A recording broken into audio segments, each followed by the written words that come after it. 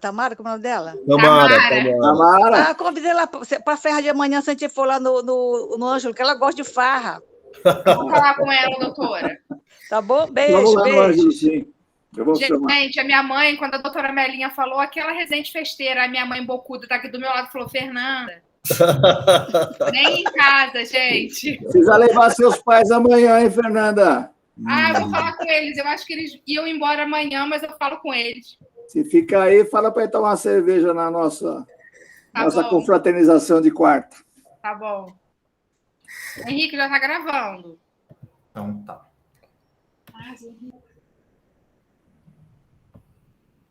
Podemos começar, professor? Vamos lá. Então, pessoal, boa noite. Então, para quem não me conhece, eu sou o Henrique, sou residente aqui da Escola Paulista de Gepato e fiquei responsável hoje por apresentar a nossa sessão clínica, a doutora Silvia Uehara, lá de Campo Grande, da Federal do Mato Grosso do Sul, para fazer a discussão e atualização do caso, e o doutor Caio, que é o nosso patologista aqui do serviço. A nossa paciente do caso de hoje, então, é uma mulher de 19 anos, solteira, parda, estudante, natural e residente aqui de São Paulo mesmo. E ela vem com uma queixa principal de olhos amarelados há uma semana. Essa paciente ela foi admitida em julho de 2019 no pronto-socorro do Hospital São Paulo e relatava uma alteração da coloração da urina, descrita em prontuário como alaranjada/avermelhada, há cerca de um mês, com um episódio de umas fezes mais amareladas do que o habitual e olhos amarelados há uma semana associada à astenia. Ela nega disúria, sangramento, febre e outras queixas. Ela nega comorbidades, internamentos ou cirurgias prévias, nega tabagismo, etilismo ou uso de drogas ilícitas, nega contato com lagoa de coceira, transfusões sanguíneas, tatuagens, acupuntura ou viagens recentes. E tem o histórico de ter colocado um piercing em 2014.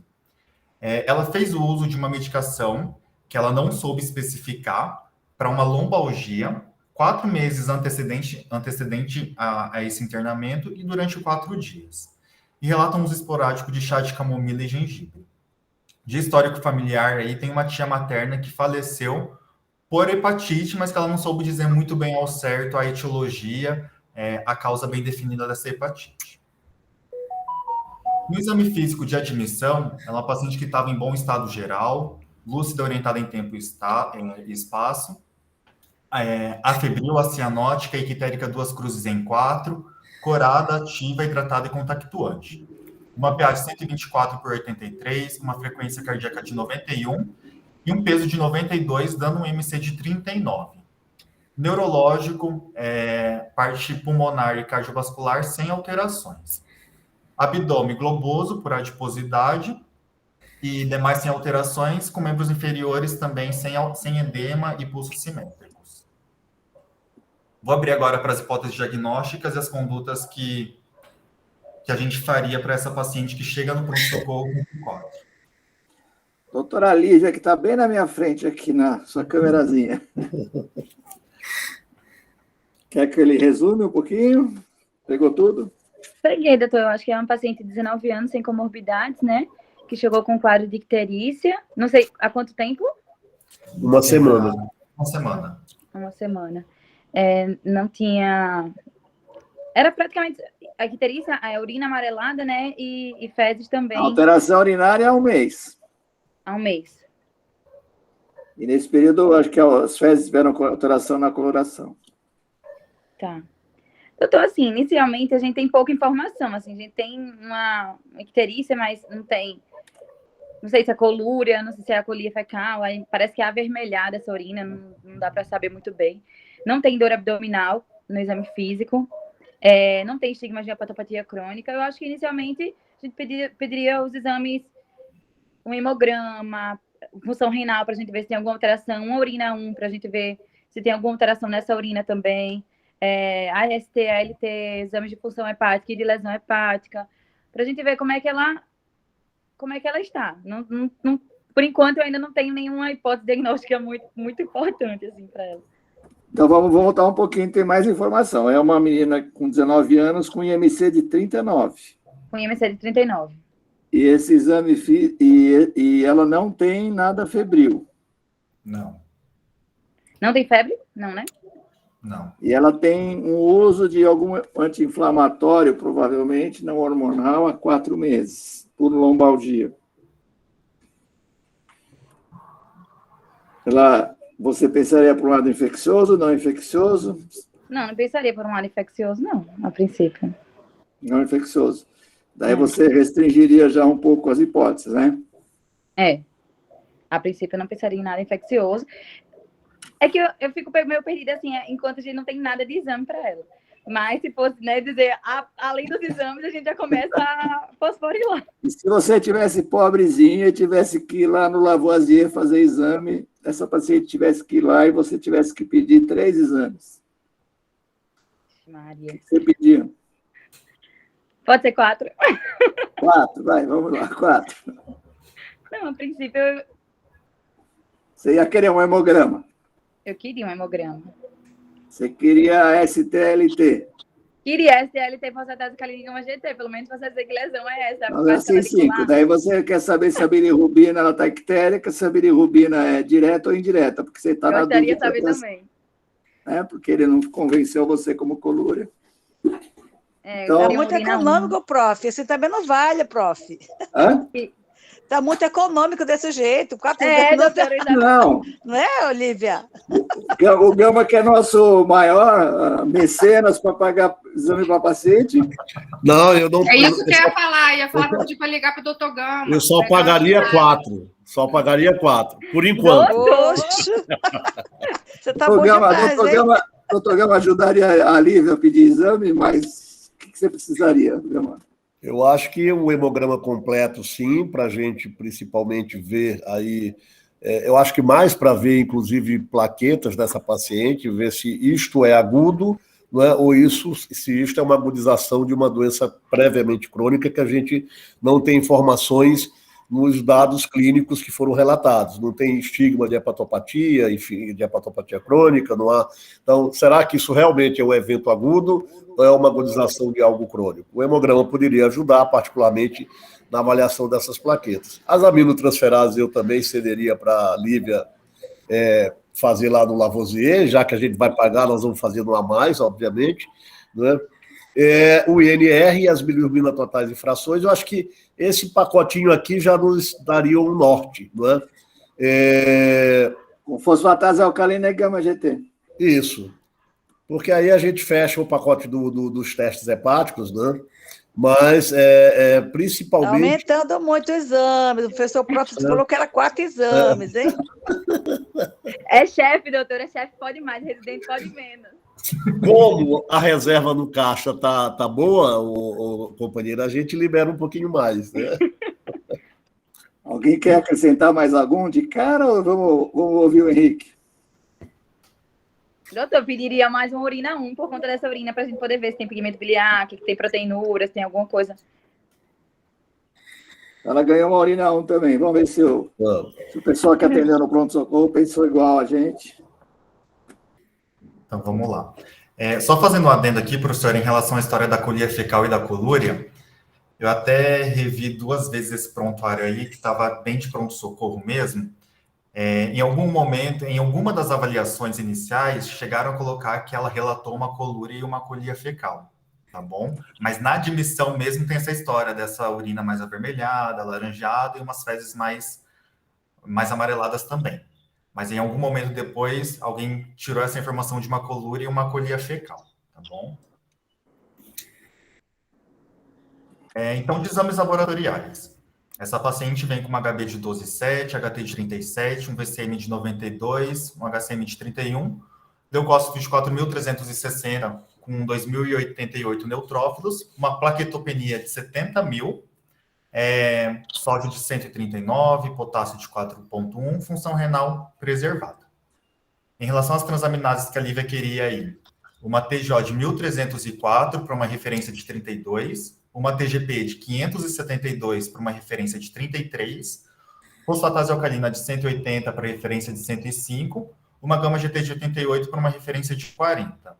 Uma bilirrubina total de 4,4, as custas de bilirrubina direta de 3,74, uma hipoalbuminemia de 2,6 e um RNI de 1,34.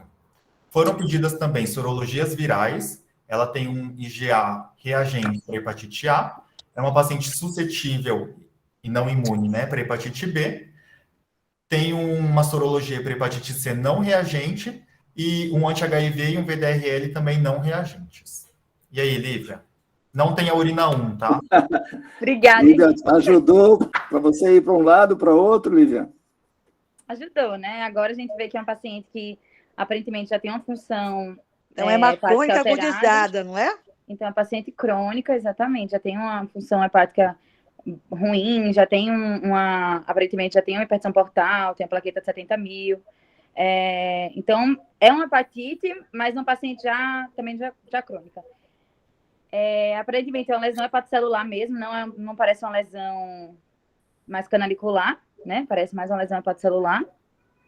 Então, assim, como a princípio seria o passo a passo inicialmente de uma lesão hepatocelular no paciente jovem. A gente pede as sorologias, né? Mas eu acho que a partir do momento que ela já tem as sorologias para as hepatites virais, a gente pedir os autoanticorpos, pedir FAM, pedir um antimúsculo liso. É uma paciente obesa também, que a gente não pode deixar de pensar em NASH, né?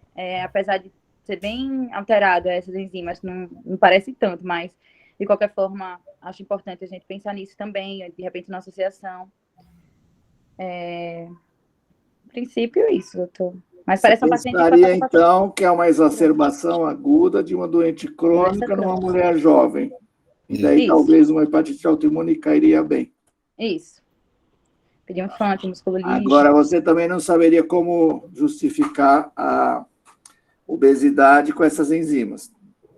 E talvez ela seja um pouco jovem demais para ter uma doença hepática crônica importante por esteatose, né? já ser cirrótica e ter uma hepatite, né? Eu acredito que o componente pode ter um componente NASH associado, mas não acredito que seja só isso. É isso mesmo, doutora Maria Amélia? NASH eu acho meio difícil por causa da idade dela, o Edu, entendeu? Paciente muito jovem já pode ter uma doença muito avançada por NASH, entendeu? Mas tem que descartar qualquer possibilidade, né? Vai que ela foi gordinha desde criança, Tá.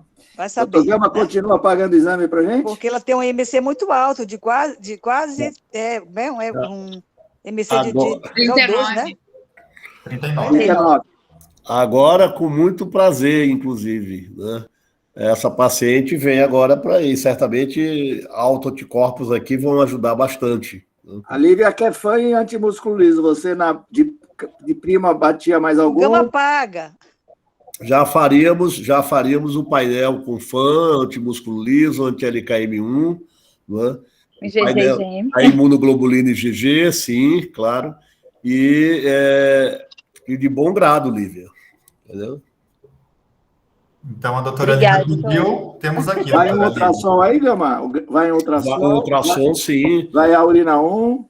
A urina 1, o ultrassom, eu acho, e agora o ultrassom com Doppler para ver circulação porta, né? E o cobre urinário também, hein? Caracterizar já sinais de hipertensão portal dessa paciente.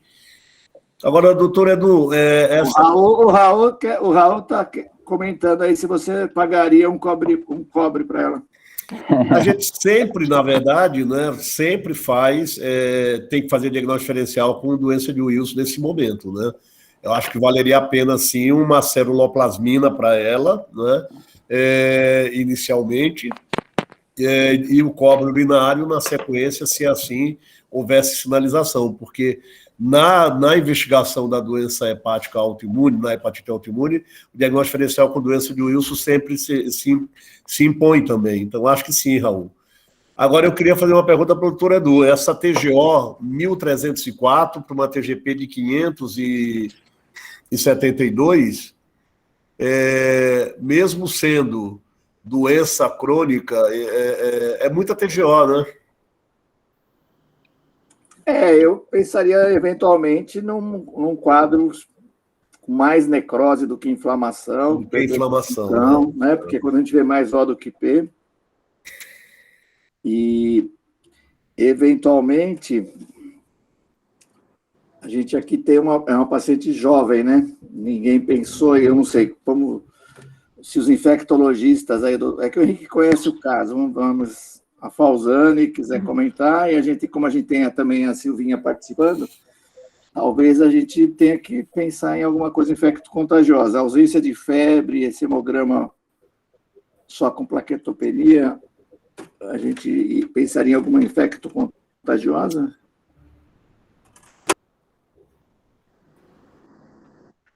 Eu acho que... Porque não é, na verdade, só uma semana, né? As alterações urinárias já vêm há mais tempo. Então, ela tem uma...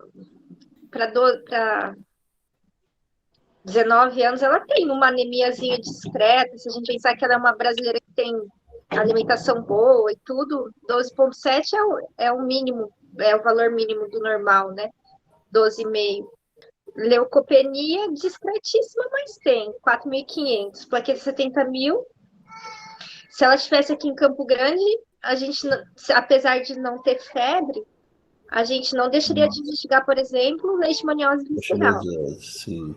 Leishmaniose visceral. Dengue, muito menos provável, ausência de febre, tempo mais arrastado. Leptospirose, mas não penso, sinceramente, em uma infecção como causa primária, não. Perfeito. Henrique conhece o caso, mas você também está tranquilo. Sim. Você não se sentiria ainda frente a uma doença infecto-contagiosa. Provavelmente Ainda não, uma doença autoimune numa mulher jovem. É isso? Não. Isso, Então vamos em frente. Então foi pedido... Só um pouquinho. Foi pedido alguns autoanticorpos, tá bom? Henrique, peraí que a doutora Silvia quer fazer algum comentário. Pode falar, doutora. Não, é que nessa situação, mas foi pensado na possibilidade e foi solicitado sorologia para HIV, né? Porque as situações que a gente tem visto de AIDS são trágicas, assim. É incrível como pessoas muito jovens estão chegando em estágio muito avançado de imunodepressão, hepatosplenomegalia, muita neoplasia associada, doença hematológica cada vez mais. Então, não descarto. Se bem que aí o anti-HIV foi negativo, né? Mas é só para não deixar pra gente não deixar de pensar. Ela vem então com um FAM reagente, né? 1 para 1280, um padrão nuclear homogêneo, o antimúsculo liso não reagente. Foi pedido o anti-LKM1, mas não tem resultado, porque a gente não tinha no hospital nessa época aí. Mas não foi pensado em Wilson, não tem pedido de ceruloplasmina, pelo menos não achei em prontuário. Vem com IgG aumentado de 3.605 para uma referência laboratorial de 1.584, IgM normal e tem uma eletroforese de proteína com 4,25 de gama para uma referência desse valor de gama na eletroforese de 0,7 a 1,5. Então, ela tem aí esse pico gama na eletroforese associado a um IgG aumentado com um FAM com padrão nuclear homogêneo. Tem um ultrassom também, que foi pedido na admissão, que vem com fígado com forma de dimensões normais, contornos regulares e ecotextura finamente heterogênea. Veia porta pérvia, sem dilatação de vias biliares intra e extrahepáticas e sinais incipientes de hepatopatia parenquimatosa. E agora, Lívia? Boa, Henrique.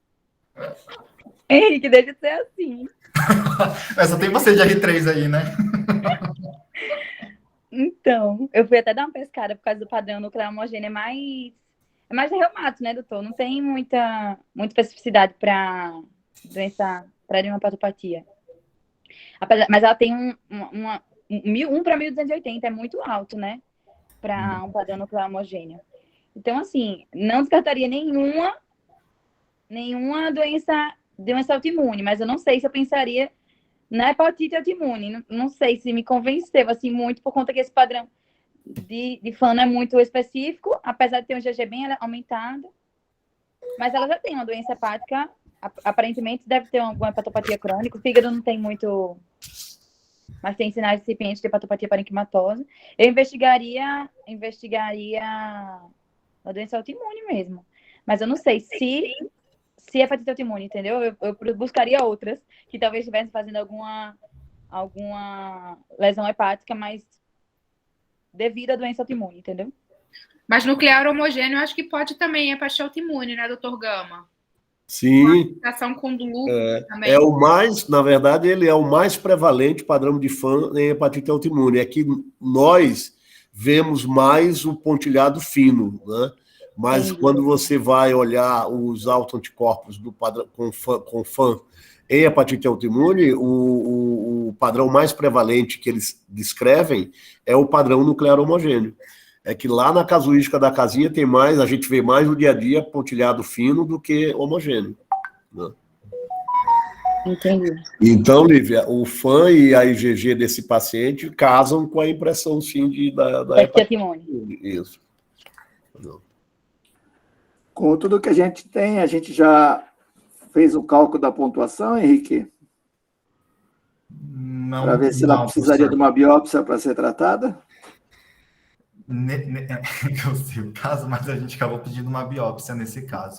É que, na verdade, professor, esses resultados a gente não teve logo no início, né?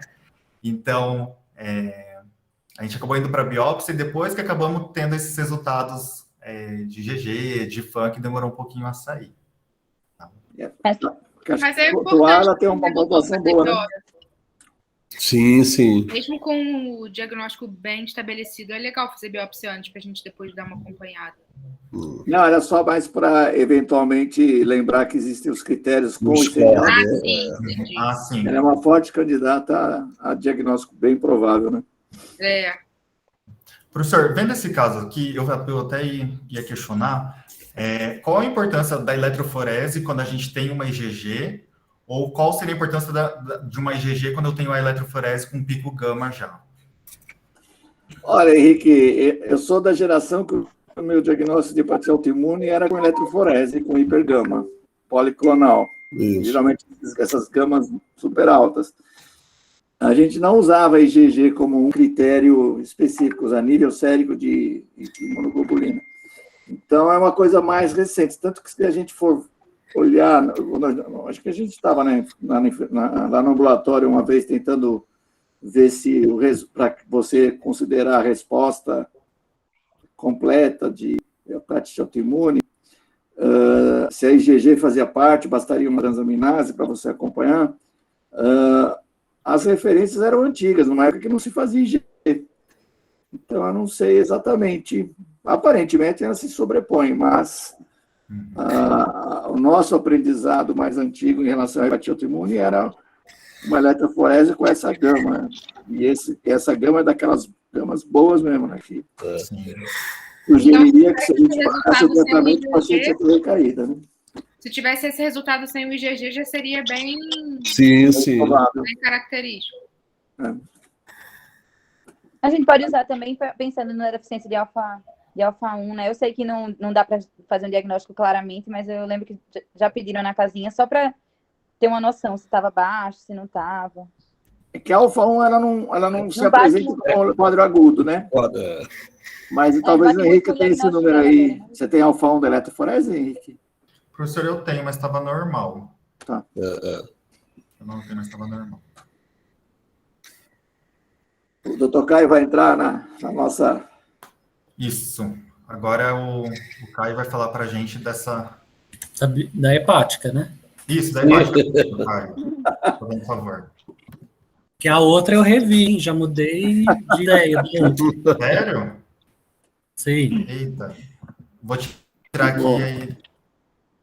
Deixa eu arrumar só aqui.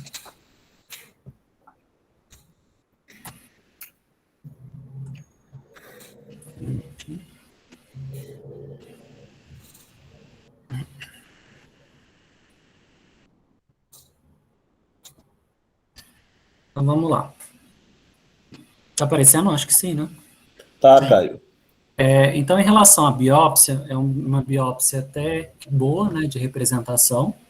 Em relação ao maçom, né, que a gente vê aqui à esquerda, e a reticulina, o que a gente observa?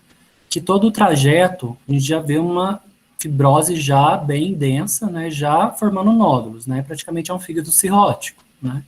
Em toda a amostragem, né, do fragmento biopsiado, eu vejo a formação de nódulos, tá? Foi, no caso, conseguido contar, né, quando é fígado cirrótico, a gente tem um pouco de dificuldade de contar espaço porta, né, ao certo. Mas uma média aqui de 9 espaços porta. Indo para o HE, o que chama atenção? Né, a gente vê uma densidade inflamatória importante, um infiltrado, né, considerável, né, a gente vê essa densidade, né, linfocitária, e quando a gente olha com mais detalhes, a gente vê que tem muitos plasmócitos, tá? Então, um infiltrado importante. E quando a gente olha outras áreas, a gente observa que esse infiltrado, ele começa a envolver, né, áreas do parênquima, áreas da interface, e aqui até a gente observa que tem ilhas de hepatócitos no meio, né? Então, mostrando que tem até uma área que teve uma necrose, de alguma forma a gente teve uma destruição desse parênquima, né? Então, a gente teve também, e tem ainda um pouco, um componente lobular até importante. Tá? Então, aqui só para mostrar que a gente tem aquele infiltrado, e esse infiltrado, ele começa a envolver e abraçar os hepatócitos, né, formando aquela necrose de um aspecto ensacabocado, né, importante. Aqui, a lâmina estava um pouco ruim, então eu não consegui retratar com muito detalhes. Mas se a gente vê o infiltrado, a gente vê muitos plasmócitos, tá? É um infiltrado rico em plasmócitos. Tá? Então, com muita destruição parenquimatosa, e até de achado, né, que favorece mais hepatite autoimune, a gente vê a formação de rosetas, né, hepatocitárias, né, esse esboço que leva bem uma florzinha, né. Então, como diagnóstico, foi dado como hepatite crônica, com moderada atividade de interface, né, poderia ser dado como uma cirrose, né, o estadio já é o estadio 4. Em relação ao infiltrado inflamatório portal 2, a atividade periportal e periseptal é 3, né, moderada atividade de interface. Atividade parenquimatosa 3, e a gente tem um marcador etiológico aqui, né, a gente tem um infiltrado rico em plasmócitos e essas rosetas. Então, esses achados, a gente consegue favorecer a natureza autoimune, né, favorecendo um quadro mesmo de hepatite autoimune.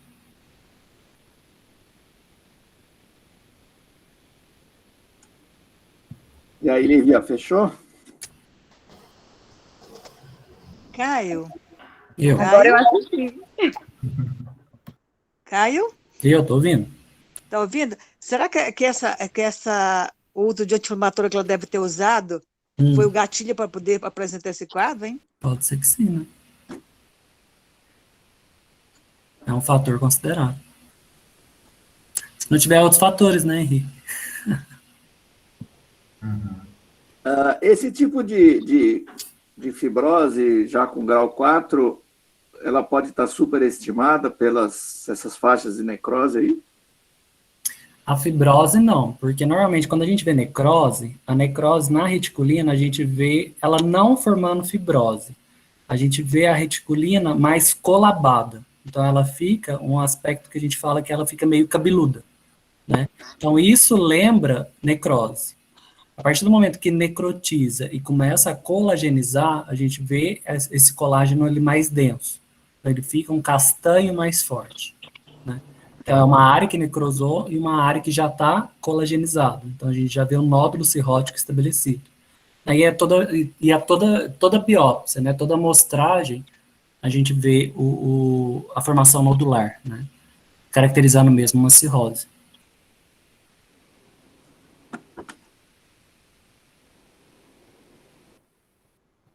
Alguém quer perguntar alguma coisa mais para o Caio, para a gente continuar?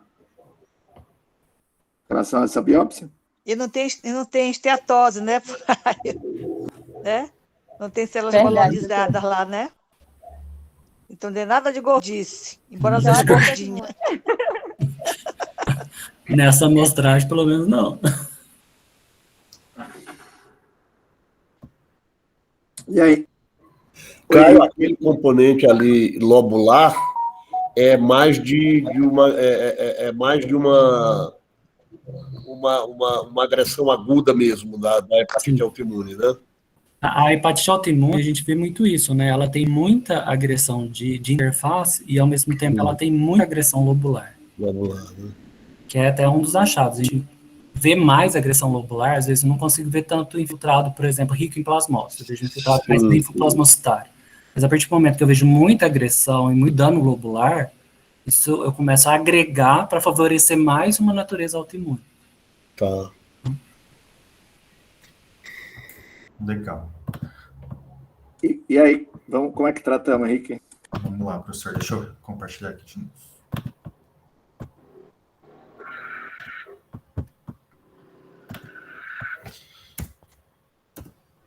Então, fechamos o diagnóstico da hepatite autoimune. As condutas, então, da equipe foi solicitar um raio-x de tórax, que está descrito como sem particularidades. Foi feita a profilaxia de estrongiloidíase disseminada com ivermectina. Está em prontuário que ela foi encaminhada para vacinação para hepatite A, mas ela já tinha IgG reagente e hepatite B.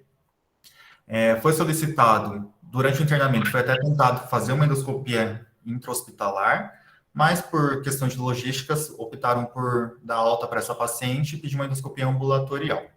E foi iniciado prednisona 60 mg dia, alta com retorno ambulatorial. Essa paciente, então, ela começa o acompanhamento com a gente no ambulatório, e aqui eu tentei fazer mais ou menos um tempo estimado em dias e depois em meses, em relação ao tratamento. Então, no diagnóstico, a gente tinha uma paciente com transaminases aumentadas, com IgG aumentada. No D5 de tratamento, ela estava com 60 mg de PRED, ainda não tinha sido introduzido a azatioprina, e a gente vê aqui uma queda importante das transaminases, uma TGO de 252 e uma TGP de 205. No D25 de tratamento, aproximadamente, com 30 de PRED, 100 de asa, essas transaminases caem um pouquinho mais, com uma TGO de 157, uma TGP de 124, e a IgG que a gente tem agora vai para 2.614. E aí eu coloquei alguns outros resultados com 4 meses, que as transaminases vai para 74 de TGO, 66 de TGP, 5 meses de tratamento, que ela está com 20 de PRED, 200 de asa, TGO de 71, TGP de 65. 9 meses, que ela está com uma PRED de 5, com asa de 200, uma TGO de 59, uma TGP de 40, e a IgG aí agora vem normal, pela primeira vez com 1.369. E no 10º mês, nessa transição entre o 9º e o 10º mês, é optado por aumentar um pouquinho a dose da PRED, que eu interpretei para ela manter ainda essas transaminases, apesar de mais baixas, ainda não no limite normal da referência do hospital. E aí ela vem com 47 de TGO, 31 de TGP e uma IgG de 1.476 na dose da prednisona de 15 e asa de 200. Eis, então, que em maio do ano passado, essa paciente interna de novo no pronto-socorro do Hospital São Paulo, agora com quadro de uma tosse há 2 meses, uma dispneia há 1 semana, com piora progressiva, associada a mialgia, piora do edema e dor de membros inferiores. Ela nega febre e outras queixas, e de exame físico que chama atenção. PA normal, mas uma frequência cardíaca de 126, com uma frequência respiratória de 48 incursões por minuto, saturando 96% já no catéter nasal a 2 litros por minuto. É descrito como ausculta respiratória e cardiovascular sem particularidades, mas tem um relato de uma urgência jugular. Um edema de 3 cruzes em 4, de membros inferiores, bilateral e simétrico. De exames laboratoriais da admissão lá no pronto-socorro, ela vem com uma HB de 7,9, um HT de 23, VCM de 106, HCM de 36. Leuco de 5.100, com 3.692 neutrófilos. A plaqueta agora vem num valor normal de 209.000, com uma bilirrubina total de 1,98, as custas de direta de 1,08, TGO de 43, TGP de 19, uma FA de 212, com uma gama GT de 389. Função renal preservada, sódio de 128, e é pedido um BNP para essa paciente, que veio de 329. Para referência laboratorial da idade dela, é colocado como uma insuficiência cardíaca possível, e foi coletado também um RT-PCR para COVID-19 que veio negativo. Ô, Henrique, antes só, e quanto que ela estava nesse dia de corticoide e asa? Ela estava com 15 de PRED e 200 de asa, nessa ocasião ainda. Quer dizer, e ela teve o aumento da... Ela não contava isso, então, quando a gente decidiu aumentar um pouco o corticoide, ela não tinha relatado essa... Isso, não tinha esse relato, professor. Ela sempre vinha muito bem, assim, relatava estar assintomática durante as consultas. Henrique, aquele volta só naquela relação dos exames, só um pouquinho. Esse aqui, esse 10º mês, coincide com aquele maio agora, não, né? Foi bem próximo, professor. Bem eu não próximo. tenho certeza agora se foi bem em maio, mas foi bem próximo. A consulta e do internamento dela. Perfeito. Agora, só que uma coisa que eu achei interessante que eu vi, essas plaquetas de 209 mil, e lá, anteriormente, ela tinha 70 mil, e a gente estava achando que pudesse ser uma hipertensão portal, com esplenomegalia, e o ultrassom mostrava só uma hepatopatia crônica incipiente, e com o corticoide ela vai para 209 mil. Será que esses 70 mil não era uma PTI nessa paciente com hepatite autoimune, ou seja, 2 autoimunidades aí? Porque ela normalizou as plaquetas, né? Foi para 209 mil, ou seja, isso não era de hiperesplenismo, ela não tem baço aumentado de tamanho, nada. Será que, quer dizer, ela teve uma resposta, essa plaquetopenia respondeu ao corticoide. Será que isto era uma PTI? Não foi pensado nisso, professor, ninguém levantou essa hipótese não, viu? Ao mesmo tempo, ela tem, doutor, já a biópsia com F4, né, tem a cirrose que a gente já pode pensar que está levando uma hipertensão portal, e essa plaqueta alta pode ser até plaquetose, assim, para ela, por conta do quadro inflamatório, né? Às vezes o paciente aumenta bastante, mas eu não sei se chega nesse nível para a paciente. Porque me parece que ela não tem baço aumentado, né? Não tem, professor. Não tem, ó. Não. Então ela não poderia fazer hiperesplenismo, né? E ela chegou a fazer endoscopia naquela alta, pós-alta, Henrique? Professor, chegou a fazer, eu não coloquei aqui, mas estava normal, não tinha varizes, tá? Tinha só com Nesse gastrite. período aí desse acompanhamento que tem os outros exames com a transaminase, não tem um hemograma nem para ver uma hemoglobina e nem plaqueta, porque é uma queda muito grande, uma hemoglobina de 7,9. Nesse último conto lá com 10 meses, não tem um hemograma para ver nível de plaqueta nem hemograma? Tem, eu estou pegando aqui. Muito baixa, né? Não, com certeza, Sibeli.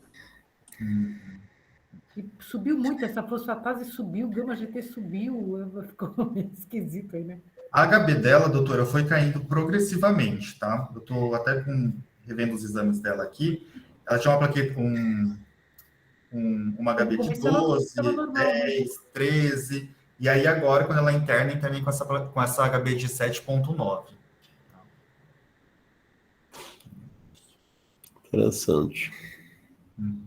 Mas até que quando ela deu entrada, né, nesse internamento aí em maio do ano passado, a gente estava na vigência do Covid, né? Ela, inclusive, deu a entrada, né, com esses sintomas respiratórios, deu a entrada pelo pronto-socorro do Covid, por isso que foi coletado esse RT-PCR para Covid, mas junto com esse quadro, acho que do edema associado, dessa quadro de dispneia, foi pensado também nessa IC, e por isso o pedido para o BNP para essa paciente. Na verdade, eu lembrei disso agora, eu que estava lá rodando no meio nesse mês, e porque eu não me esqueci desse quadro, porque ela é uma menina bem jovem e bem obesa, e era meio assustador esse quadro respiratório dela. Essa frequência de 48, eu nunca tinha visto. Todo mundo estava achando que era Covid, porque a gente estava no início da pandemia, mais ou menos ali, tinha já 2, 3 meses de pandemia, e ela ficava com aquela ataque de espinéia dela e conversando normalmente, obviamente, que com palavras entrecortadas por causa da ataque de espinéia, só que uma coisa que eu acho que marcou todo mundo que estava ali na sala de emergência, porque ela, um ataque de espinéia bizarra mesmo, bizarra. E ela aparentemente estava ok, assim, ela não tinha febre, ela não tinha dor em lugar nenhum, mas ela realmente tinha esse baita desse edema e tinha turgência jugular, que era bem proeminente. E antes da tomo, qual seria a hipótese, Fernandinha? Doutor, estava todo mundo apostando no Covid, tanto que eu acho que ela deve ter feito até mais do que um teste. Quando veio negativo, e por conta dessa turgência, pensou-se também numa possível IC. E ela tem uma ausculta pulmonar, eu acho que eu não lembro se o Henrique botou, a ausculta cardíaca dela era bem abafada. Então, se pensou-se num possível derrame pericárdico, eu não lembro, eu acho que é esse caso. Mas aí a gente seguiu com os exames complementares e acho que acabou sendo alguma coisa do tipo. Pensou-se nisso mesmo, uma tuberculose, ela estava fazendo já corticose há muito tempo, já estava imunossuprimida, então pensou-se numa infecção mesmo, um quadro infeccioso. Eu pensaria em TB também, né? Paciente imunossuprimida, Oi, Gabi! tosse. Nossa, Gabi! Oi, Gabi! Apareci! Então, assim, primeiro que tem o viés do Henrique tá apresentando, né? E a doutora Silva de infecto. Mas assim, poxa, a paciente jovem, imunossuprimida, evolui assim com dispneia, com tosse. Pensaria em TB também, descartado Covid, né? Obviamente. E alguma coisa nesse pericárdio aí. Ela tem linfopenia, né? Oi? Ela tem linfopenia, não tem? 5.100 de leuco com 3.600 leuco. Deve ter alguma linfopenia também. Eu pensaria no quadro viral também. De repente, pensaria, já que ela tem essa hepatite autoimune, em alguma coisa também autoimune associada, uma fibrose pulmonar, já começando a viajar. Mas, assim, pensando em alguma coisa autoimune associada, não sei. Só para curiosidade de um clínico velho, o BNP é uma distensão de átrio, né? É por distensão atrial. No tamponamento cardíaco, num eventual derrame pericárdico, ele subiria? Sim. Poderia subir. Sim, porque diminui a complacência do coração direito. E aí, por isso, aquela turgência, provavelmente, né? Se tivessem visto o pulso, aquele paradoxal de Kussmaul, na hora do exame, isso reforçaria mais ainda que aquela turgência é da restrição diastólica do ventrículo direito. Poderia sim, doutor Edu. Alguém pensaria em mais alguma possibilidade antes da gente ver a tomo? Então a gente vai ver a tomo, né? Vamos. Tá, e tem sorologia, depois, só para a gente não esquecer, depois, porque o RT-PCR era negativo, mas só para depois a gente não esquecer de pensar em pedir sorologia para Covid se a paciente não tiver sido vacinada até hoje. Ah, tá. Uhum. Sim, doutora, bem lembrado. Bem lembrado.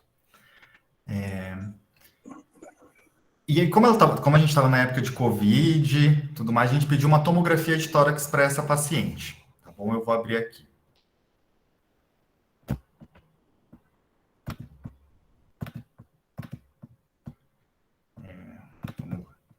Então, essa aqui é a janela de mediastino. Vocês estão conseguindo ver bem? Henrique, só uma dúvida. Não tem DHL dela, não, né? Não. Eu acho que até tinha o DHL, eu não coloquei, mas porque eu acho que estava normal. Estava normal, por isso que eu não coloquei. Ok, obrigada. Tá? E essa aqui é a tomografia que foi feita na sala de emergência, no PS lá do Covid. Então, primeiro eu vou mostrar a janela de mediastino. Meu Deus, você travou.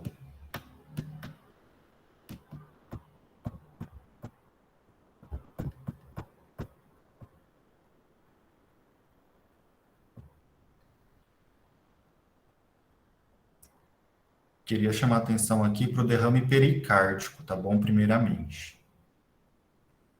Seria toda essa... Eu interpretei, na minha visão de radiologista, assim, que eu não tenho, essa tonalidade mais... Concordo. Né? Aqui assim.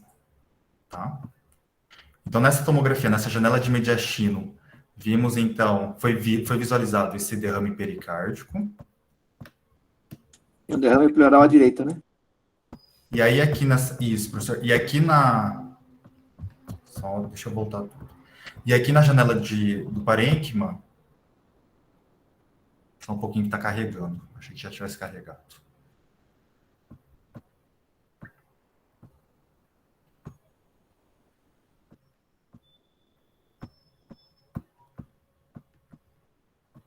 De trás para frente. Tem o derrame pleural à direita e tem essas opacidades em vidro fosco também, né?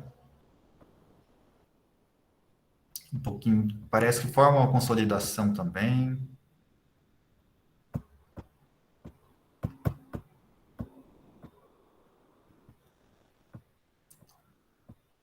Então, essa tomografia que foi feita nessa paciente, lá no PS COVID, até então. E aí, como viram essa tomografia, viram derrame pericárdico, aí pediram esse BNP que veio aumentado, e eu interpretei, então, essa FA e essa gama-GT como uma hepatopatia congestiva também. Foi discutida essa tomografia de tórax, só temos o laudo informal, que veio como esplenomegalia, fígado de contornos irregulares, pequeno derrame pleural à direita e acentuado derrame pericárdico. Opacidades em vidro fosco bilateralmente de distribuição peribronquiovascular, com predomínio posterior, por vezes estendendo a consolidação. Indeterminado para COVID. Feito isso, foi pedido um eco transtorácico também. Essa paciente tem uma fração de ejeção de 77%, com derrame pericárdico circunferencial medindo 23 milímetros em seu maior diâmetro, com sinais de restrição. E a conclusão vem com um derrame pericárdico importante. Então, frente a esse diagnóstico, frente a esse derrame pericárdico com sinais de restrição, foi chamada a cirurgia cardíaca. Foi feita uma primeira pericardiocentese na sala de emergência, que foi drenada 650 ml de conteúdo serohemático.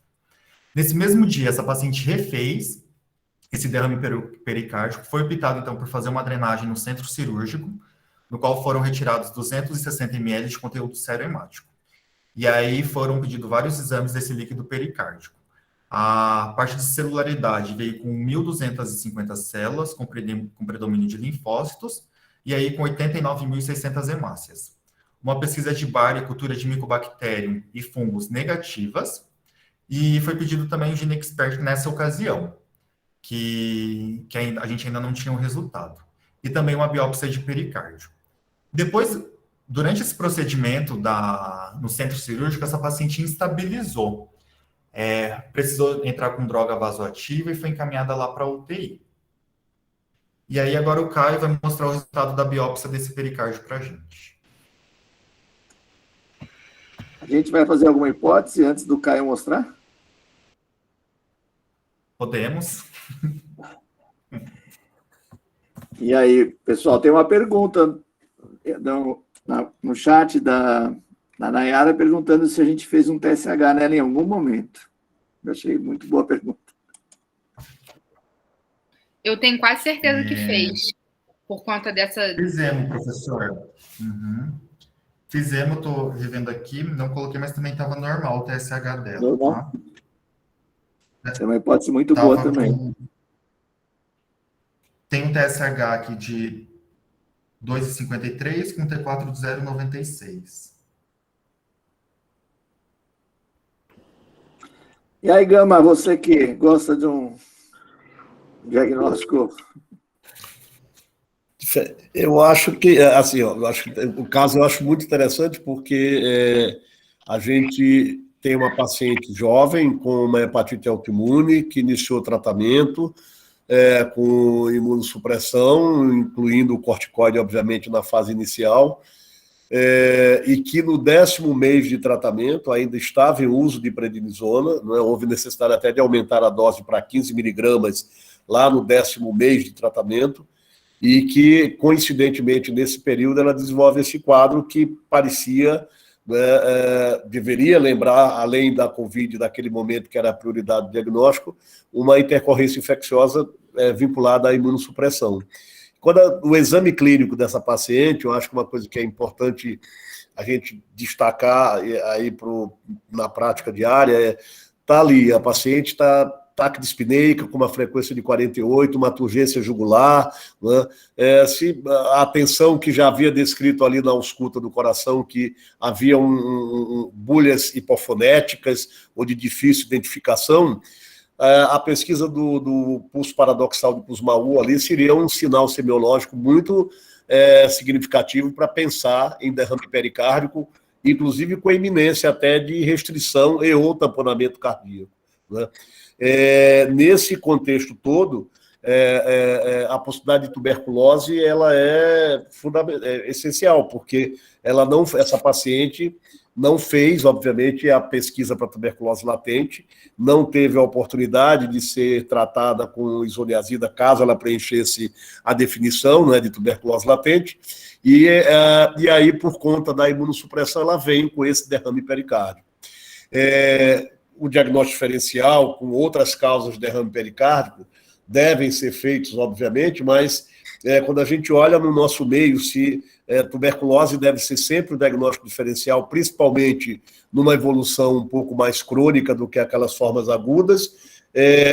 As infecções estão sempre aí entre as causas mais comuns, sejam as virais, que são mais comuns do que as bacterianas, mas eu acho que nesse momento aí, olhando a linha do tempo, o uso de imunossupressão, e agora com essa imagem tomográfica de derrame pericárdico, tuberculose seria, né, o diagnóstico mais fundamental. E lá o Henrique já mostrou ali um predomínio de linfócitos, né, naquela análise inicial, né, Henrique? Isso, professor, do líquido pericárdico. Tinha um derrame pericárdico com linfocitose absoluta, né, que aí certamente traria mais ainda essa possibilidade diagnóstica da tuberculose pericárdica. Não sei se foi feito ADA, né? Foi feito? Professor, mas eu acho que não. Aí a Silvia depois vai até falar para a gente se no derrame pericárdico a ADA tem a mesma sensibilidade e especificidade do que no derrame pleural, né? Se essa relação, eu acho que em termos de tuberculose viscerosa, a ADA deve ser mais ou menos semelhante, né? Em termos de sensibilidade e especificidade.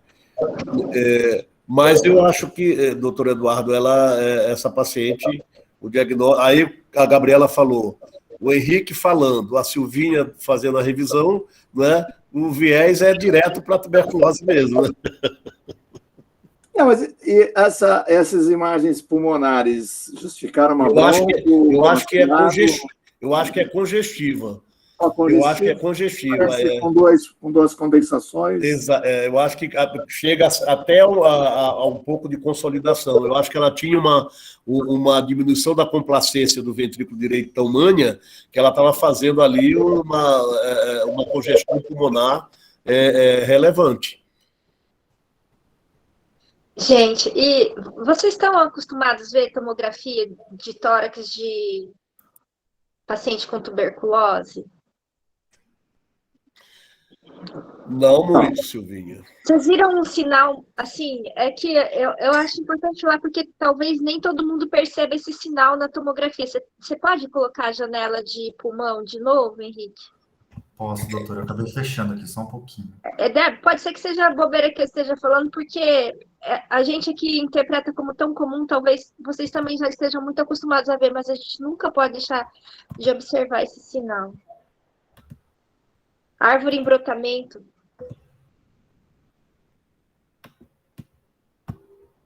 Deixa eu ver, tá carregando, tá? Só um pouquinho. Tá. Foi o Pedro está com a gente agora que falou? Foi o Pedro. É infectologista também.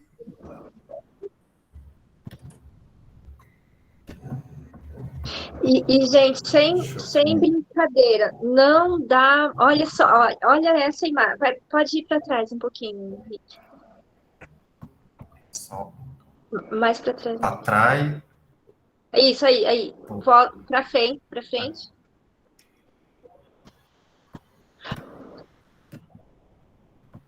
Mais um pouquinho. Ó, então, aí, mais um pouquinho. Volta, né? Aí, Silvinho. Mais um tiquinho. Mais.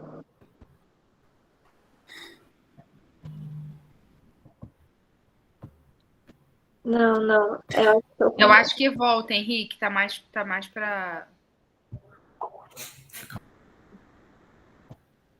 É tão ruim mexer aqui.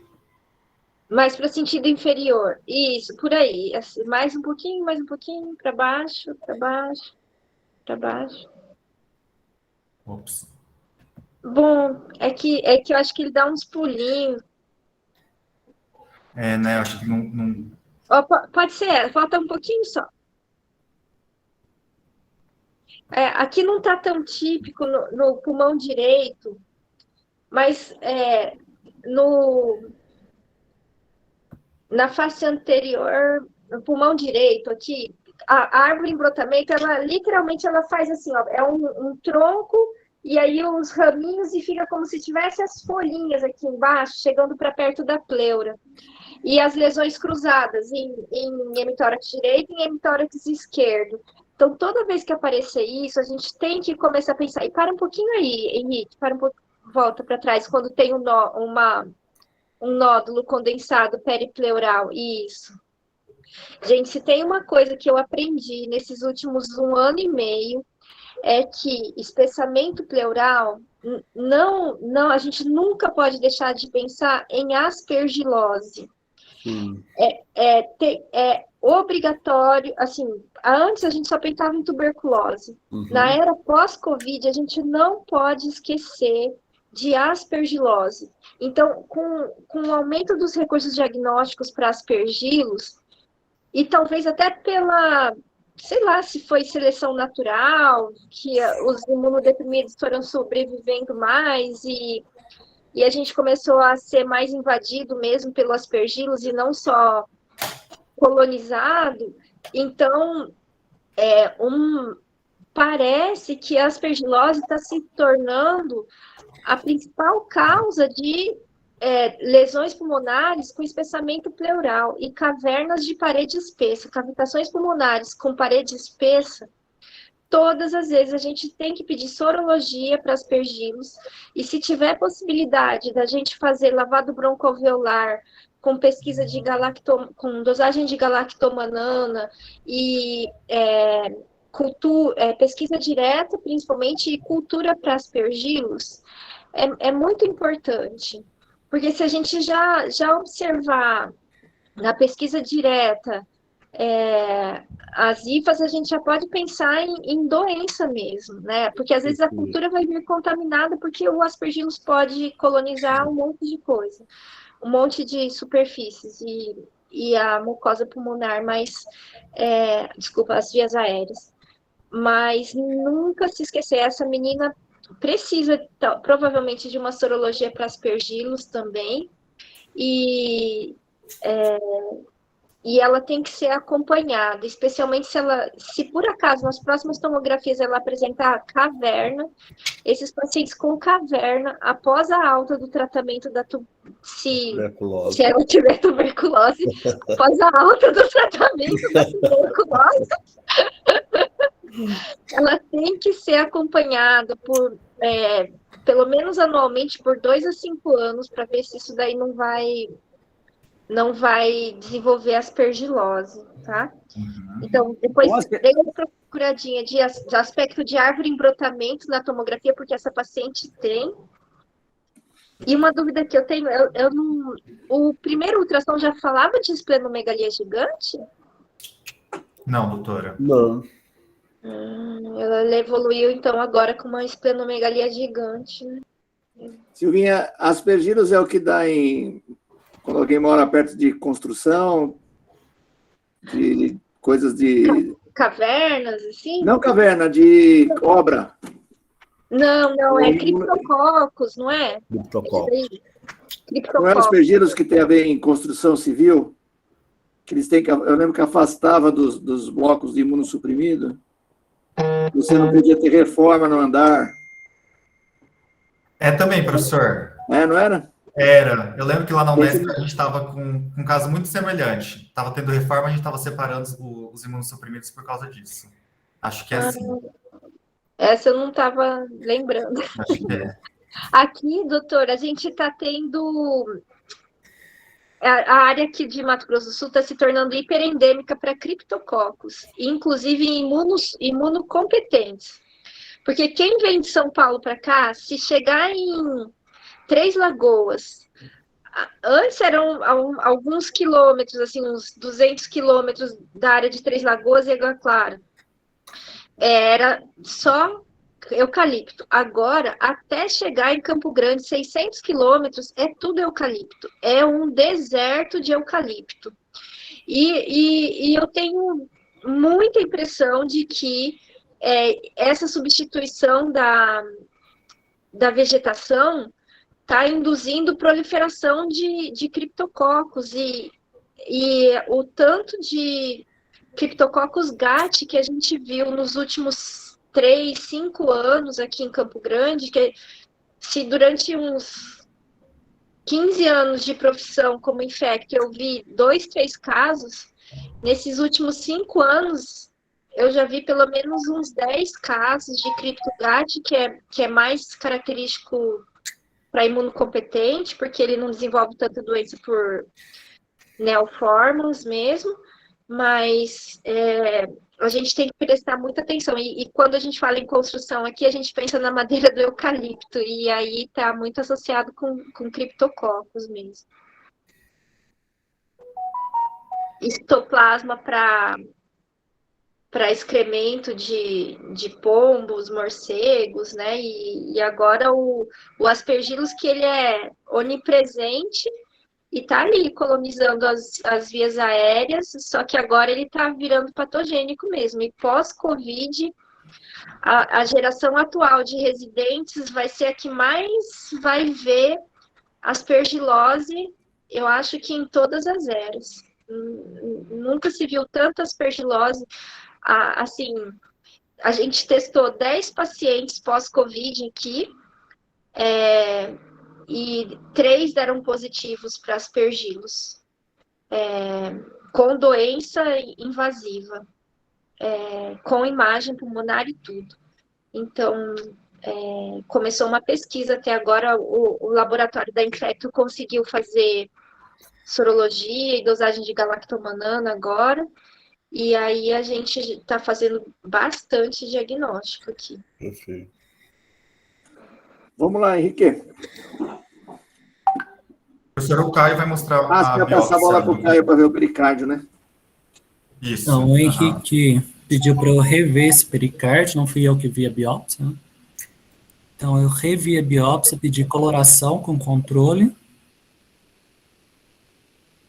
Vamos lá. Então, o que a gente observa? Então, olhando essa amostra dessa biópsia, a gente vê que tem um denso processo inflamatório, né? Por vezes, tem até esboços de células gigantes, não tem muitas, é uma ou outra, né? Mas o que chama atenção, a gente vê que tem muitos macrófagos, tem muitas células epitelioides no meio. Então, a gente vê umas células um pouquinho mais repuxadas, né? Muitos macrófagos, tem esse lençol de linfócitos ao redor, então formando aquele aspecto mesmo de granuloma, tá? E por vezes tem um material que ele lembra muito um material um pouco mais necrótico, né? Eu pensaria mais num processo granulomatoso com uma necrose mesmo central, tá? Então a gente vê, né, o esboço granulomatoso, uma área mais próxima desse material, né? Para mim tem cara mesmo de necrose. E olhando as colorações especiais, tanto para bar quanto para fungo, olhando novamente o ZIL, novamente não, é a primeira vez que eu vi, porque o caso não foi eu que liberei, olhando o ZIL, o que eu acho? Tá? Então a gente vê o bacilo, né, alcoácido resistente. Então essa pesquisa do ZIL, na verdade, é uma pesquisa positiva. Tá? Então aqui é uma pericardite crônica granulomatosa, até mesmo com uma necrose caseosa, sendo que a pesquisa por bacilo, pelo método ZIL-Nielsen, resultou positivo. Tá bonitinho. E tinha dado negativo? Tinha dado negativo. Negativo na biópsia que veio. Veio pericardite crônica granulomatosa com pesquisa de bar negativo. Legal, Caio. Peça uma revisão para mim, para eu mudar lá, hein? Doutor Eu Caio vi hoje, fazendo saiu sucesso hoje. nas reuniões, hein? E outra coisa que deu para perceber, quando você mostrou aquele slide lá que falava resultado de pesquisa direta e cultura para bar e fungos, negativa. E o teste rápido molecular GeneXpert estava aguardando resultado. Aí, será que essa cultura para bar, ela realmente já tinha saído e era negativa? O método aí é automatizado? Sai em 15 dias no máximo? Nossa, doutora, eu não sei qual que é o método que eles usaram aqui. Uhum. Então, porque aqui a gente já até teve teste automatizado nas garrafinhas, com detecção de crescimento, e é maravilhoso, né? Só que ainda continua o tradicional meio de cultura aqui, artesanal, demora até 2 meses para crescer. Então, eu acho que tem que rever os resultados para ver se realmente, porque a cultura de fungos pode ter saído. Certo, né? Mas a cultura para bar pode ser que ela não estivesse realmente negativa ainda. Pode ser que ela, se for método artesanal, até 2 meses para sair o resultado. E o teste rápido molecular, isso aí eu observei porque isso acontece aqui direto, gente. Nós somos um hospital de referência em tuberculose, mas nós não temos o aparelho para teste rápido molecular no nosso hospital. A gente tem que colher, mandar para outro hospital, e o que deveria sair no máximo 2 horas, porque ele amplifica e detecta uma sequência de resistência à rifampicina em no máximo 2 horas. O que era para a gente ter resultado em 2 horas, a gente tem resultado em 2, 3 dias. Então, não é... Então, os infectos que estão assistindo a apresentação podem falar, mas como assim o GeneXpert estava aguardando ainda se para ele sair rápido? Isso é a realidade, eu acho, mesmo de hospitais de referência ainda acontece isso de demorar. Mas é para se saber que é uma tecnologia para detectar em 2 horas, né? O bar, só que ele não é 100% de sensibilidade. E ele só detecta Mycobacterium, a família do Mycobacterium tuberculose. Então, para pacientes imunossuprimidos, é importantíssimo a gente pedir para semear em meio de cultura, mesmo que o teste rápido molecular venha negativo, porque a gente pode ter micobacterioses atípicas disseminadas, né? Isso. Vamos lá, Henrique, como é que evoluiu? Eu mudei a carruagem, né, Henrique? Parabéns, Caio. Legal. Então, a biópsia tinha vindo só como pericardite crônica granulomatose, com pesquisa de bar negativo, mas a gente tinha Depois saiu o teste rápido molecular pericárdico que veio positivo. O GeneXpert. Isso. E aí, quando a paciente estava na UTI, foi coletado um novo bar, um novo GeneXpert do aspirato traqueal, que também vieram positivos. E aí, nessa ocasião, então, foi chamada a infecto para iniciar o tratamento para tuberculose. E eu até copiei aqui do jeito que o pessoal lá respondeu à interconsulta, em relação ao esquema de tratamento, tá? Sugerimos introdução de esquema básico para tuberculose com apenas 70% da dose, se possível, na forma de supositório para melhorar a absorção, associado a ciprofloxacino, amicacina e linezolida, devido ao estado de gravidade da paciente e impossibilidade da dose completa do RIP pela doença prévia da paciente, que é a hepatopatia. E aí, aqui só para concluir mesmo, a paciente ela apresentou depois boa evolução clínica, recebeu alta hospitalar com o término do tratamento para tuberculose com esquema RIP e prednisona. Depois do término do tratamento para tuberculose, foi introduzida a azatioprina, muita prednisona. Essa paciente ela segue acompanhamento ambulatorial com a gente, está tendo uma boa evolução clínica, mas mantém o laboratorial com as transaminases discretamente acima do limite superior de normalidade. E era esse o caso. Parabéns, Henrique. Muito legal. A Nossa. Silvinha vai comentar um caso caso pra gente? Nossa, fiquei até com vergonha agora, porque eu nunca tinha ouvido falar na possibilidade de administração por via retal.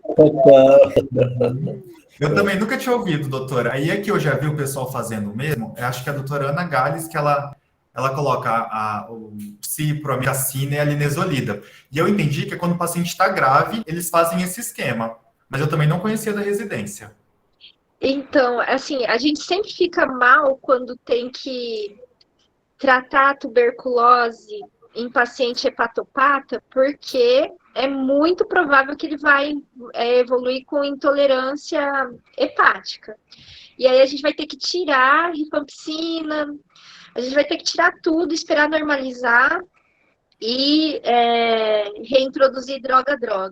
Só que numa situação tão dramática dessas, o que a gente costuma fazer aqui é tirar o esquema principal, o esquema de escolha, primeira escolha, rifampicina, isoniazida, pirazinamida e ethambutol. Só que a gente não pode esperar normalizar as aminotransferases para reintroduzir, porque essa paciente é muito grave. Então, aí a gente introduz streptomicina, levofloxacin, ethambutol e streptomicina. Na verdade, agora a amicacina no lugar da streptomicina. E aí, quando ela normalizar as aminotransferases, é possível tentar reiniciar a introdução droga-droga. Por quê? Porque a rifampicina é o principal componente do esquema dos tuberculostáticos. E ela tem alta eficácia. Então, se a gente puder reintroduzir o esquema droga-droga, e em geral não é a rifampicina responsável pela alteração hepática.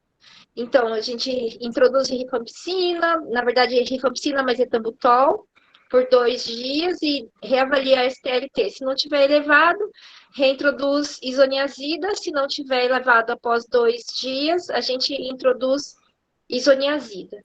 Não, desculpa, pirazinamida. O que a gente vê aqui, principalmente em pacientes com HIV?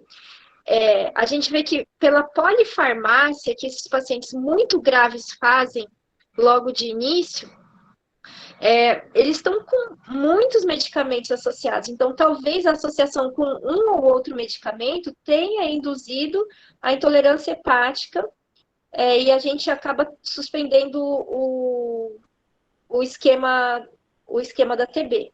Uhum.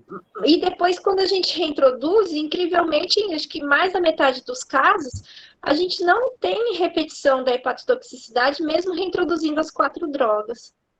E muito provavelmente porque ele já parou de usar ganciclovir, parou de usar antifúngicos, entre outras medicações, né? Então, vale a pena sempre tentar reintroduzir o esquema básico. Mas para essa paciente não dava para esperar. Então, por isso que começaram o esquema alternativo para já ir cobrindo até que pudesse reintroduzir o esquema básico, né? E eu vou querer depois saber como é que se manipula esse esquema de supositório via retal, porque é muito interessante. E os pacientes têm muito vômito, intolerância gastrointestinal também, né? E aí o Henrique me convidou para falar sobre as possíveis profilaxias que podiam ter sido feitas para essa paciente, né? Então, do ponto de vista da hepatite, só para começar falando de vacinas em geral, vocês estão sabendo que o Brasil tem mais de 600 mil doses de vacina antipneumocócica 13 valente conjugada para vencerem em fevereiro de 2022? Vocês foram alertados disso? A indústria está louquinha. Não sei se eles têm algum risco de ter que repor as doses, se vencer, mas é uma vacina excelente, que induz a pneumo 13 valente. É melhor começar os esquemas com ela, para depois partir para 23 valente. Então, todas as pessoas que têm indicação de vacinação antipneumocócica, incluindo esses imunossuprimidos, mesmo que vão com a indicação da 23 valente para o CRI, eles vão ser avaliados pelo médico e possivelmente eles vão começar com a 13 valente e 2 a 6 meses depois eles já podem fazer a 23 valente. Então, a gente tem que começar a lembrar de fazer todas as profilaxias possíveis para esses pacientes. Então, eu anotei algumas aqui. Eles têm que fazer profilaxia contra pneumococo, começa com a 13 valente, 2 a 6 meses depois já podem começar a segunda dose da 23 valente, mesmo que menores que 60 anos. Esses pacientes imunossuprimidos, com dose maior do que 20 miligramas por quilo de peso de prednisona, por mais do que 2 a 4 semanas, já tem direito a se vacinar. E foi ampliada a indicação, depois o Henrique deve ter essa indicação ampliada agora de julho de 2019 até dezembro. Então, pessoas com implante coclear, pneumopata, cardiopata, nefropata, hepatopata, todos os patas da vida, pacientes com asplenia anatômica ou funcional, imunossuprimidos por medicação ou doença imunodeficiência primária ou secundária, todos eles têm direito de vacinação até dezembro de 2021.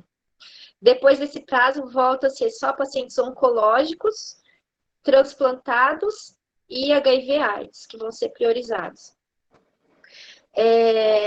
Então, fazer as vacinas inativadas 14 dias antes da imunossupressão, se for possível programar, para garantir imunogenicidade.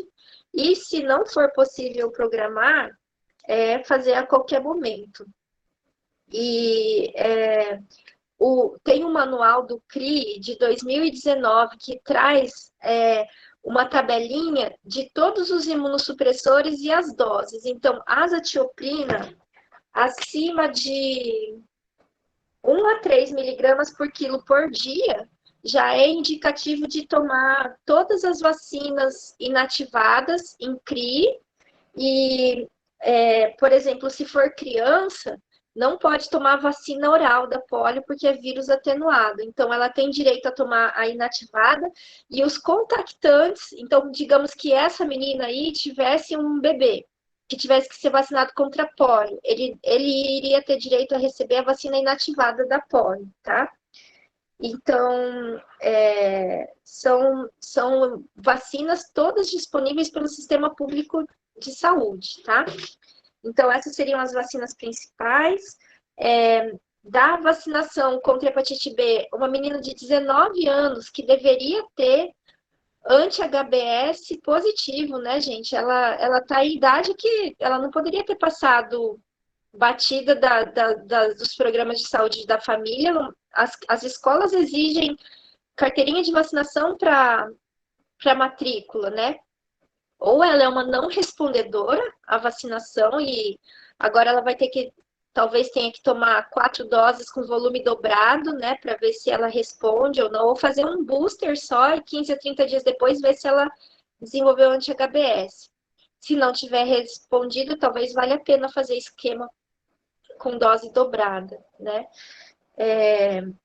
E aí, a profilaxia para estrongiloidíase, que a gente não pode esquecer. O Brasil é a área hiperendêmica para estrongiloidíase, então, pacientes que usem prednisona, adultos com dose de prednisona de 20 miligramas por dia acima, por 2 semanas, já tem indicação de fazer profilaxia para estrongiloidíase, preferencialmente com ivermectina. E aí, se não tem no sistema público a ivermectina, fazer com albendazol 5 dias, né? 400 miligramas 5 dias. E agora, o mais óbvio, ululante, talvez a gente tenha que se lembrar de fazer profilaxia de tuberculose, tratamento de tuberculose latente, né? E aí não dá para a gente saber se essa... Aí talvez o Caio possa ajudar se ela tem características, se bem que ela fez granuloma, né? Granuloma caseoso. Então, ela deve ter tido tempo de fazer resposta. Talvez ela tivesse uma tuberculose latente e por causa da imunossupressão, o granuloma afrouxou e fez circular micobactério, e aí ela desenvolveu doença disseminada, né? Então, ela tem mais de 2 sítios, ela tem pulmonar, ela tem, muito provavelmente, ela tem pericárdica e muito provavelmente ela tem pleural ali também, né? E talvez, se bem que não viu granuloma no fígado, né? Então não dá para pensar em hepática, porque deve ser mais por congestão mesmo, gama GT aumentada desse tanto, né? E então, o que a gente poderia fazer para essa paciente, para a investigação de TB latente? Teste tuberculínico e radiografia de tórax. O teste tuberculínico ele é considerado positivo quando maior ou igual a 5 milímetros. E aí, para a gente começar a tomar conduta, tem a famosa tabelinha lá do Ministério da Saúde que considera a idade maior ou igual a 50 anos, e aí ele estabelece baixo, médio ou alto grau de adoecimento, né? E os pacientes com prednisona maior que 15 miligramas por quilo, não, 15 miligramas por dia por mais do que um mês, já tem indicação de realizar tratamento de tuberculose latente. Então, eles têm indicação de realizar tratamento de tuberculose latente se o teste tuberculínico der maior ou igual a 5 milímetros, tá? Então, mas é uma coisa que a gente sempre se esquece e no nosso país a gente não poderia se esquecer porque é muito prevalente, muito prevalente. E tuberculose é outra doença que está reativando na era Covid, né? Então, a gente tem que prestar atenção. E aí, vamos assim, mas ela era muito nova, ela tinha marca de BCG no braço.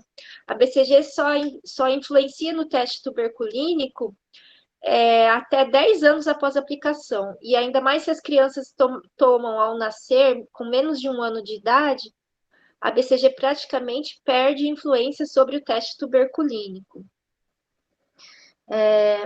A profilaxia é feita preferencialmente com isoniazida, só que tem 3 condições em que a gente prefere usar rifampicina.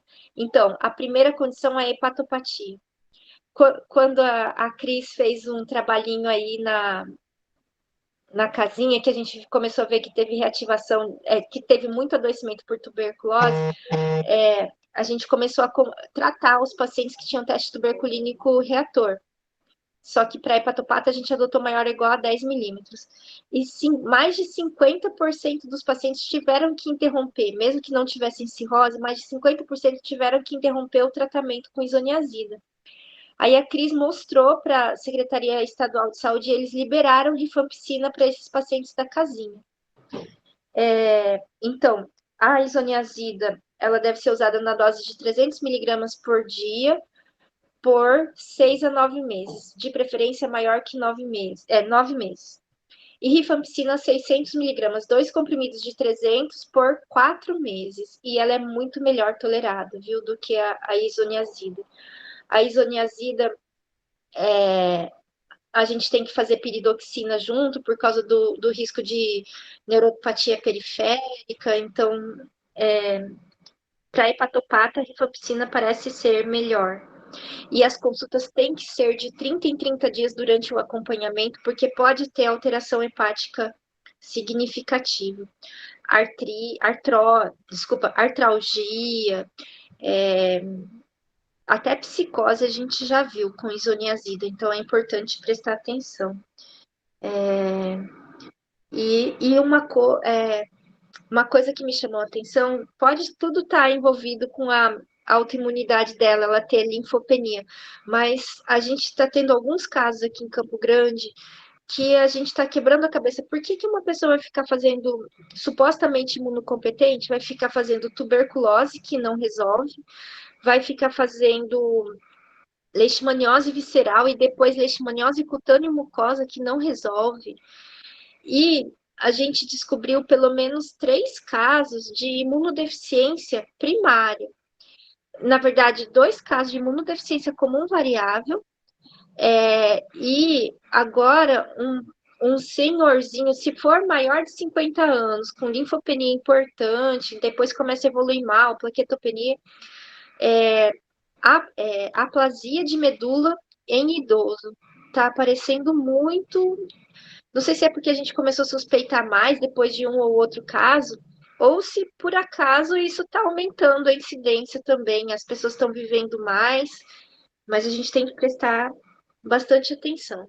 E pacientes com tuberculose extrapulmonar, a gente aqui tem feito sorologia para HTLV e a gente tem encontrado alguns casos de infecção por HTLV1.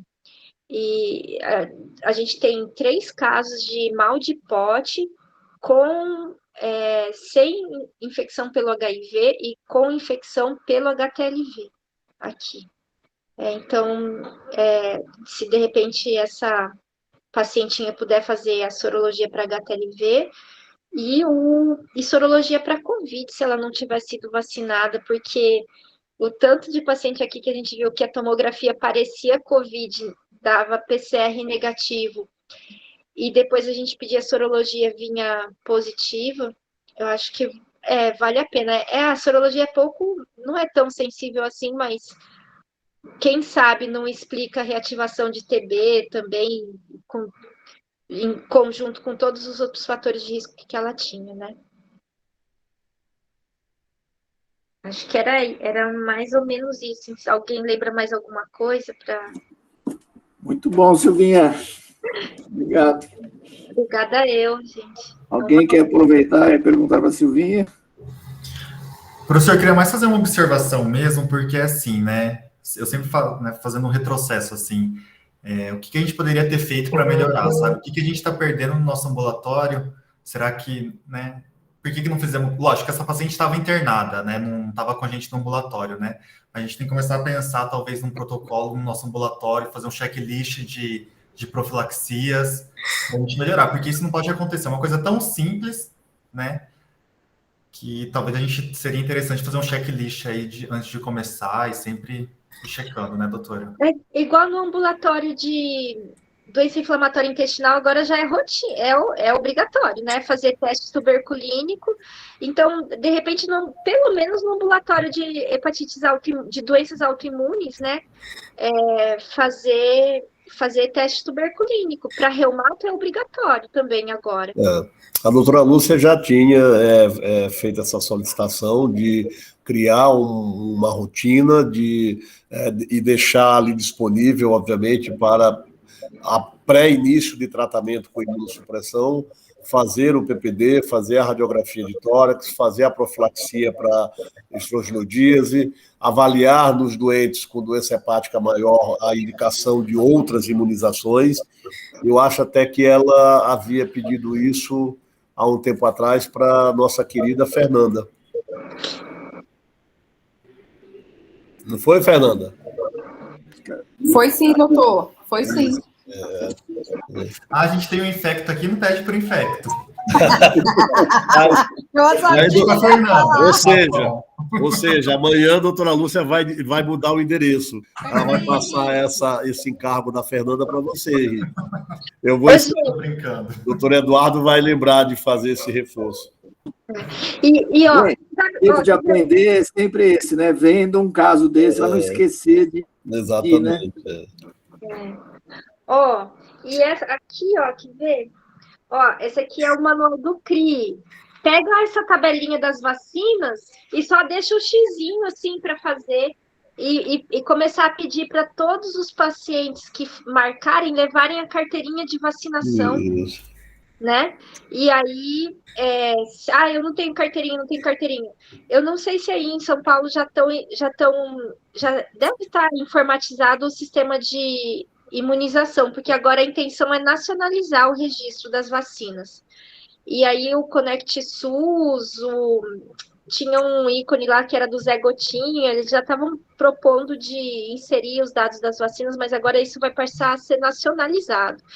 Então, aqui o município já tem sistema informatizado desde 2011, se eu não me engano, então a gente consegue ver todas as vacinas dos pacientes, mesmo que eles não tenham a carteirinha, e dá para imprimir essa relação de vacinas que ele fez, e aí a gente acaba vacinando todas as que eles não fizeram. Então, eu copiei uma tabela e coloquei o parênteses na frente, e aí eu só vou marcando o xizinho do que eu quero e mando para a nossa sala de vacina. Só que, infelizmente, a pneumo 23 e a antimeningocócica C ainda estão centralizadas para adultos no CRI. Mas vocês têm um CRI aí na rua de trás, né? Então, 2 ruas atrás, então dá para fazer facinho, né? Perfeito.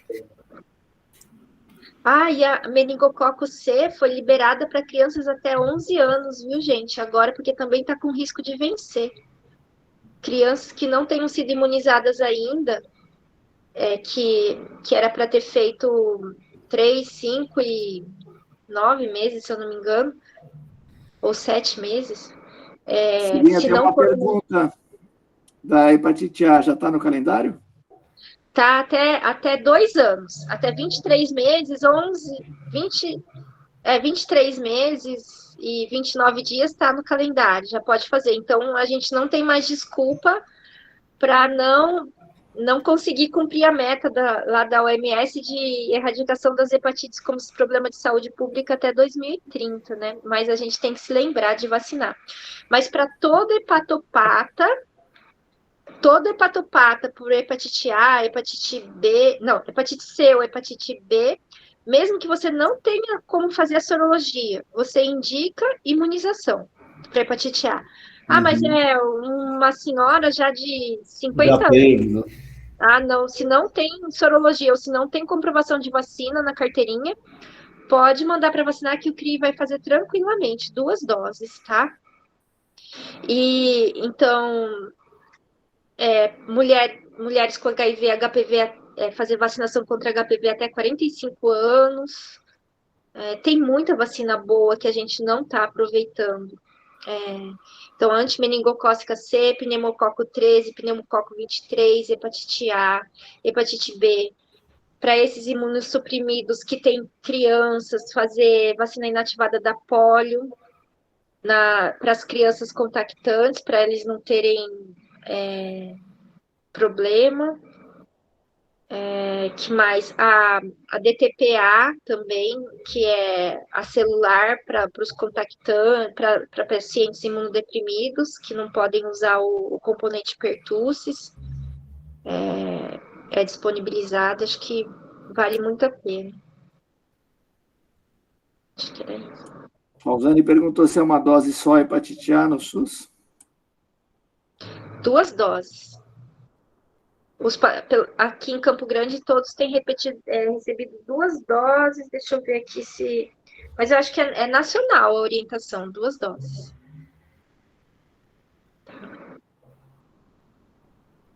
Gente, vamos agradecer a Silvinha, né? Essa excelente revisão. Silvinha. Caio, por esse brilhante diagnóstico. Nossa... E o Henrique com um caso maravilhoso. Né? Apresentação, ficou bem legal a apresentação. Gama, o ADA é bem sensível, viu? Sim, sim. Da mesma forma que o derrame pleural, né? Derrame pleural, líquido pericárdico, peritoneal, pleural. E o líquor, eu acho que ele é um pouco menos sensível. Menos sensível, né? Tá. Mas assim, a propaganda de laboratório, mas 99% de sensibilidade. A especificidade que acho que deve girar em torno dos 85%, 80%, porque às vezes até doença linfoproliferativa pode... porque parece que tem um corte, né? Acima de 40, a sensibilidade e a especificidade aumentam bem mais para tuberculose, né? E outras condições, artrite reumatoide, linfoma, enfim, poderiam também positivar, mas em título menor, né? Menor, isso. Perfeito. Muito bom. Mais alguma pergunta para os nossos especialistas? Ou vamos dar uma boa noite? Até amanhã. Até amanhã. Amanhã tem cervejinha no fim do dia, tá? Silvinha, venha, Silvinha. Gente, tô programando em outubro para ver a família. E vou ver a família da casinha também. Legal. Tá bom? Legal. Valeu, gente. Beijo. Obrigado. Boa noite, bom jantar. Até amanhã. Henrique. Parabéns para todo Boa noite, gente. Henrique, passa um zap para mim. Tá bom, beleza. Obrigado, professor. Obrigado, gente. Parabéns, Henrique. Beijo. Parabéns, Valeu. Henrique. Foi muito bom. Legal, obrigado. Ô, Henrique.